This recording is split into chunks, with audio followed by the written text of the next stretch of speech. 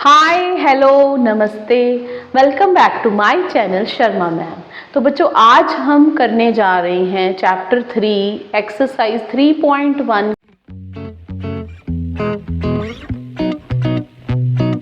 के जो कुछ क्वेश्चंस हैं उनसे रिलेटेड कुछ फॉर्मूलाज हैं वो करेंगे आज हम। ठीक है, तो देखते हैं। सबसे पहले pair of linear equation in two variable हमने किया था कि दो तरह की इक्वेशंस रहती हैं हमारे पास, a1x b1y plus c1 equal to 0 and a2x b2y plus c2 equal to 0। तो बेटा इसमें हमने आज ये पढ़ना है कि कंडीशंस कौन कौन सी रहती हैं। तो बच्चे हमने ग्राफिकली भी किया था, तो अब देखते हैं यहाँ पर सबसे पहले कि हमारे पास तीन तरह की कंडीशंस होती हैं। सबसे पहला होता है उन्हें इन कंडीशंस को हम रेशियो कह देते हैं और इसकी टाइप क्या रहेगी वो पढ़ेंगे और कितने सॉल्यूशंस रहते हैं वो भी पढ़ेंगे। ठीक है, सबसे पहले है रेशियो। आपने पहले दो नंबर्स का रेशियो लेना है, दो कोफिशिएंट्स का, a1/a2 एंड b1/b2। अगर पहले दो नंबर्स का रेशियो इक्वल नहीं है तो हमारी कंडीशन रहती है कंसिस्टेंट, हमारी इक्वेशंस होती हैं कंसिस्टेंट, और उस केस में हमारे पास सिर्फ वन सॉल्यूशन रहता है। ठीक है, सिर्फ वन सॉल्यूशन होता है और ऐसी कंडीशन रहती है तो उन इक्वेशंस का ग्राफ इंटरसेक्टिंग रहता है, इंटरसेक्टिंग लाइंस। वन सॉल्यूशन कह लो, यूनिक सॉल्यूशन कह लो। ठीक है, अब बेटा चलते हैं सेकंड में। सेकंड में बच्चे अगर पहले दो रेशियो इक्वल है, a1/a2 is equal to b1/b2, अगर पहले दो रेशियो इक्वल है तो आपने तीसरा चेक करना है। तीसरा भी अगर इक्वल नहीं आया तो हमारी इक्वेशन होती हैं इनकंसिस्टेंट, इनकंसिस्टेंट रहती हैं। तीसरे के इक्वल नहीं आया तो नो सॉल्यूशन रहता है, कोई आंसर नहीं आएगा एंड हमारा ग्राफ उस केस में रहता है पैरेलल लाइंस। ठीक है, तीसरा रेशियो बच्चे अगर थर्ड रेशियो इक्वल है, मतलब कि सारे ही अगर इक्वल हैं, तीनों के तीनों ही इक्वल हैं, तो आपका सॉल्यूशन रहता है कंसिस्टेंट। कंसिस्टेंट लाइंस बनती हैं, मैनी सॉल्यूशंस होते हैं, बहुत सारे सॉल्यूशंस होते हैं। आई विल से कि x and y can take any value, x और y की कोई भी वैल्यू हो सकती है, x and y can take any value, और कोइंसिडेंट लाइंस बनती हैं उस केस में, कोइंसिडेंट लाइंस। तो ये था यहाँ पर इनकी कंडीशंस के बारे में।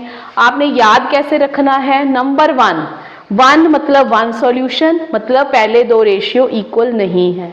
नंबर टू मीन्स पहले दो इक्वल, दो पे आ गया नंबर दो, तो दो पे इक्वल, तीसरा इक्वल नहीं है तो इनकंसिस्टेंट, नो सॉल्यूशन।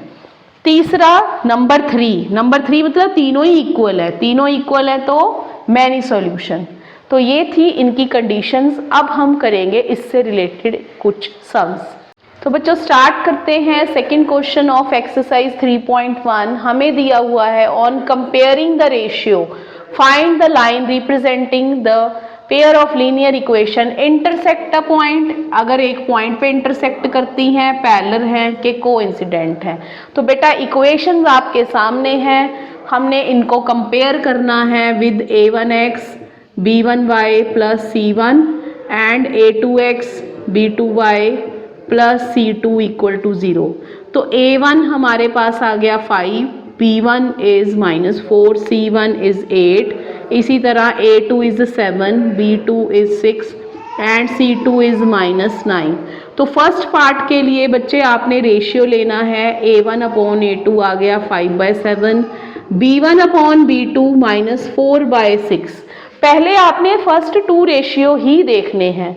तो यहाँ पर मुझे क्लियरली पता चल गया कि दोनों रेशियो इक्वल नहीं हैं, a1 a2 is not equal to b1 b2, so intersect at a point, intersect at a point. इसी तरह सेकंड क्वेश्चन करते हैं। A1 है हमारा 9, B1 है 3, C1 is 12, A2 is 18, B2 is 6 and C2 is 24। A1 upon A2 मैंने लिया 9/18, cutting करके आ गया 1/2। B1 अपॉन B2 लिया 3/6, कटिंग करके आ गया 1/2।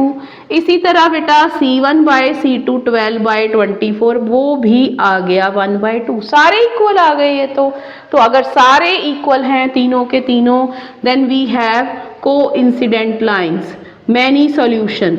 ठीक है, थर्ड पार्ट देख लेते हैं। थर्ड पार्ट है हमारे पास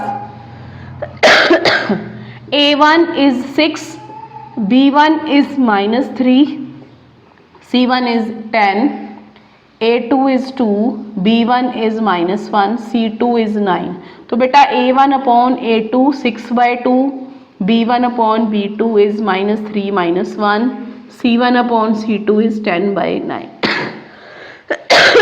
सॉरी। तो बच्चे यहाँ पर ये A1 अपॉन A2 इक्वल आ रहा है B1 अपॉन B2 के, बट तीसरा इक्वल नहीं आ रहा। ठीक है, तो इस केस में क्या हो जाएगा, पैरेलल लाइंस। ठीक है, तो ये तीनों कंडीशंस हमें इस क्वेश्चन में दे रखी थी। तो ये था एक्सरसाइज 3.1 का question number 2। So please like, share and subscribe our channel.